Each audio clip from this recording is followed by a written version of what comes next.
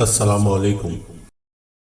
लड़कियों के स्कूल में आने वाली नई टीचर इंतहाई खूबसूरत और तालीमी तौर पर भी मजबूत थी, लेकिन उसने अभी तक शादी नहीं की थी। तमाम लड़कियां उसके गिर्द जमा हो गईं और मजाक करने लगी कि मैडम, आपने अभी तक शादी क्यों नहीं की। मैडम ने दास्तान कुछ यूं शुरू की।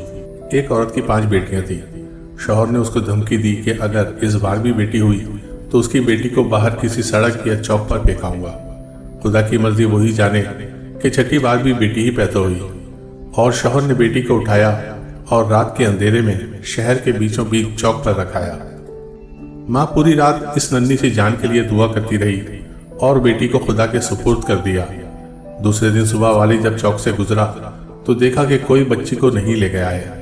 बाप बेटी को वापस घर लाया, लेकिन दूसरी रात फिर बेटी को चौक पर रखाया। लेकिन रोज यही होता रहा। हर बार वालिद बाहर रखा था और जब कोई लेकर नहीं जाता तो मजबूरन वापस उठा लाता। यहाँ तक कि उसका बाप थका हुआ और खुदा की मर्जी पर राजी हो गया। फिर खुदा ने कुछ ऐसा किया कि 1 साल बाद माँ फिर पेट से हो गई और इस बार बेटा हुआ। लेकिन चंद दिन बाद बेटियों में से एक की मौत हो गई। यहाँ तक कि माँ 5 बार पेट से हुई और 5 बेटे हुए, लेकिन हर बार उसकी बेटियों में से एक इस दुनिया से चली जाती। सिर्फ एक ही बेटी जिंदा बची और वो वही बेटी थी जिससे बाप जान छुड़ाना चाह रहा था। माँ भी इस दुनिया से चली गई। इधर 5 बेटे और एक बेटी सब बड़े हो गए। टीचर ने कहा, पता है वो बेटी जो जिंदा रही कौन है?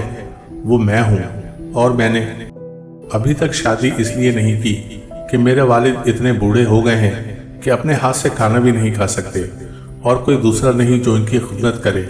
बस मैं ही इनकी खिदमत किया करती हूँ।